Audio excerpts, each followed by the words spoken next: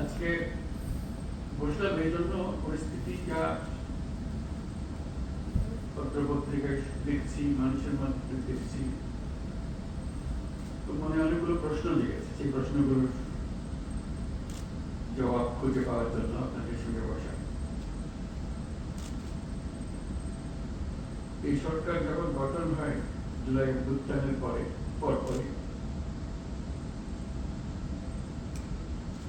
আমি বিমানবন্দরে উপস্থিত হওয়ার 8 তারিখ মনে আছে আপনাদের,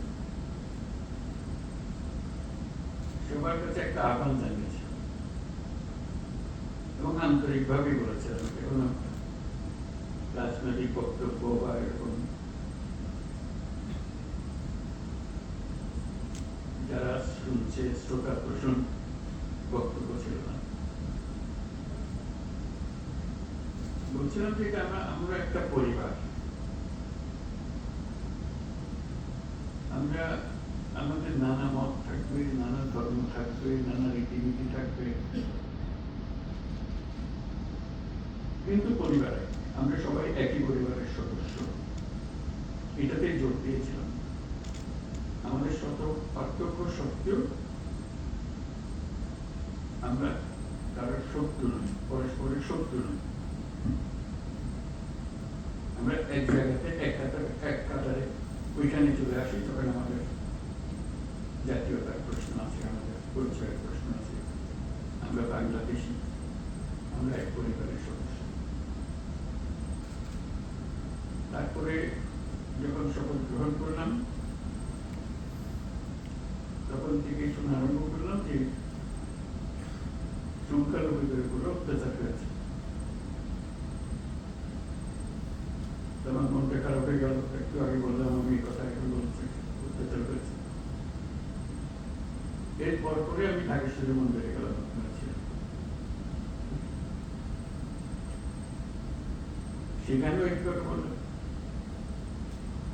আমরা একই পরিবারের সদস্য এবং বলছি যে আমরা অন্য দাবি দাওয়া বাদ দিল, একটা দাবি আমাদের একদম পরিষ্কার, আমাদের সবার সমান অধিকার, বলার অধিকার, ধর্মের অধিকার, কাজকর্মের অধিকার, এবং সেটা এসছে আমাদের সংবিধান থেকে। নাগরিক হিসেবে আমাদের প্রাপ্য এবং রাষ্ট্রের দায়িত্বগুলো নিশ্চিত করা। এবং আমি আন্তরিকভাবে বলার চেষ্টা করেছিলাম যেহেতু রাষ্ট্রের দায়িত্ব এখন আমাদের হাতে, এটা আমাদের দায়িত্ব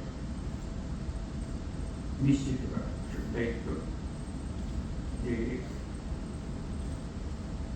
সংবিধান নাগরিককে যে দায়িত্ব দিয়েছে সেই দায়িত্বগুলো তার কাছে পৌঁছে দেওয়া, নিশ্চিত করা।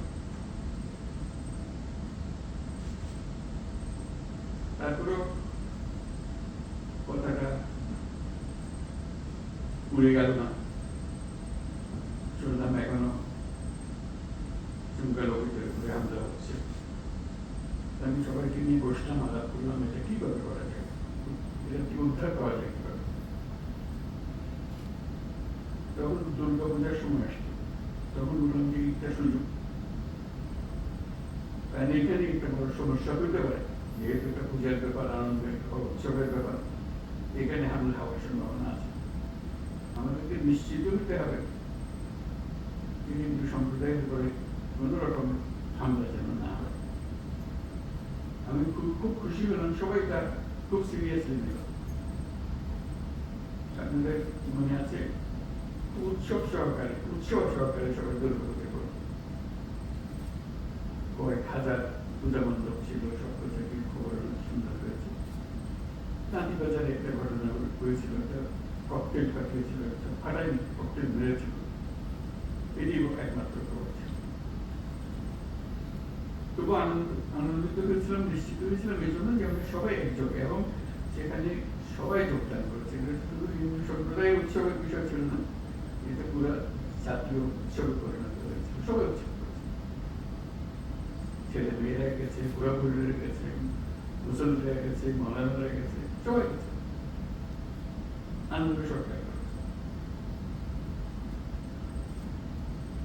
তারপরে মনে তৃপ্তি পেলাম যে না একটু কাজ করেছে।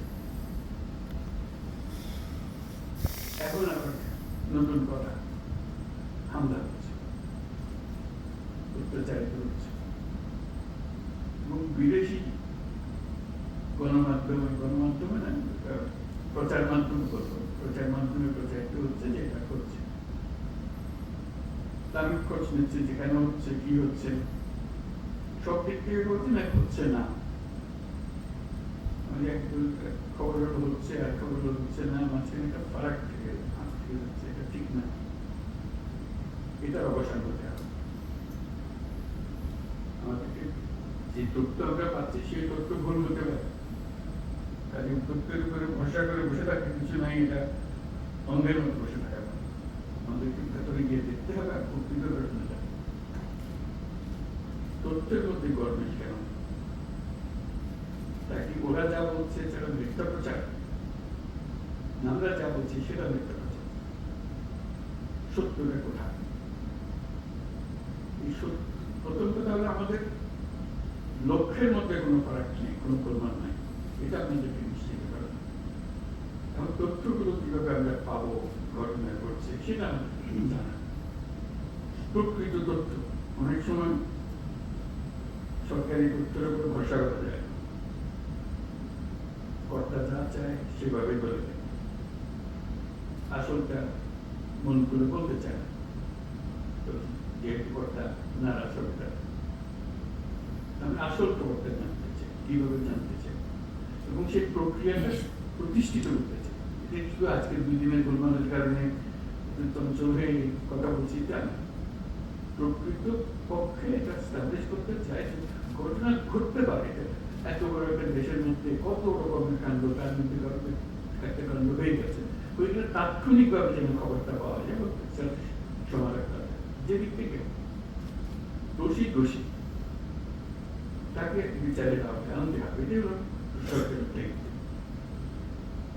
প্রথম কথা হলো যে না হওয়াটা পরিবেশ সৃষ্টি করে, একটা যদি হয়ে যায় তাকে তাৎক্ষণিকভাবে সেটা প্রতিকারের ব্যবস্থা করা।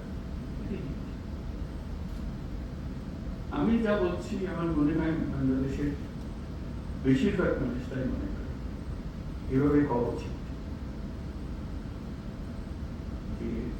আমরা যেহেতু এক পরিবারের মানুষ, কাজে এক পরিবারের মানুষ হিসেবে আমাদের সামগ্রিক দায়িত্বটা যেন আমরা পালন করতে পারি, সেই পারিবারিক দায়িত্বটা আমরা যেন সম্পন্ন করতে পারি, সেখানে তথ্যটা হলো বড় বিষয় এবং প্রতিকার। একটা হলো তথ্য, একটা হলো প্রতিকার। আমি পেলাম তথ্য, প্রতিকার পাচ্ছে, এটা সমাধান করতে হবে, সমস্যা হয়ে গেলে সেটা সমাধান করতে হবে, সেই সমাধানটা আমরা কিভাবে করবো। আজকের আলোচনা একটা কলাকুলি আলোচনা, সবাই আলাপ করবো, আমাদের লক্ষ্যের মধ্যে কোনো কল্পনা নেই। এখন এই তথ্য প্রবাহটা কিভাবে হবে, দোষীকে কিভাবে করতে হবে, যাতে করে অন্যরা মেসেজটা পেয়ে যায়, যেখানে গোলমাল করে সুবিধা হবে, বিপদে পড়বে, তার পরিবার জেনে যায়, তার প্রতিবেশী জেনে যায় যে সে ধরা পড়ছে, ভবিষ্যতে কেউ উৎসাহিত না। এরকম এক বাংলাদেশ আমরা করতে চেয়েছি, সেটার নামে আমরা নতুন বাংলাদেশ বলেছি এবং আমরা এটা বিশ্বাস করি। এটা শুধু কথা দিয়ে আপনাদেরকে সন্তুষ্ট করে আজকে নতুন বিদায় নেওয়া বলবো না, এটা করতে হবে এবং দ্রুত করতে হবে। এটা ভবিষ্যতে একদিন হইতে পারে বললাম না, ভবিষ্যৎ তো আর আমরা কোনদিন দেখবো না, আমরা বর্তমানের মধ্যে আছে, বর্তমানেই করে যেতে হবে। কাজেই সেটি আপনাদের কাছে আরো খোলাখুলিভাবে আলাপ করবেন বিষয়টা, এবং এই তথ্যটা কিভাবে পাবো, কিভাবে সংগ্রহ করবো, কিভাবে নিরাপদে সংগ্রহ করবো, যে তথ্য দিচ্ছে সে আবার বিপদে পড়ে না যায়, মুশকিল তো, ওটাও নিশ্চিত করা এবং সত্যি প্রকৃত দোষী ব্যক্তি চিহ্নিত হয়েছে এবং সবাই আনন্দিত হয়েছে যে খবরটা ঠিক জায়গাতে পৌঁছেছে এবং সেই খবরটা একটা প্রতিকার নিশ্চিত করে। শুধু খবর দেওয়া না,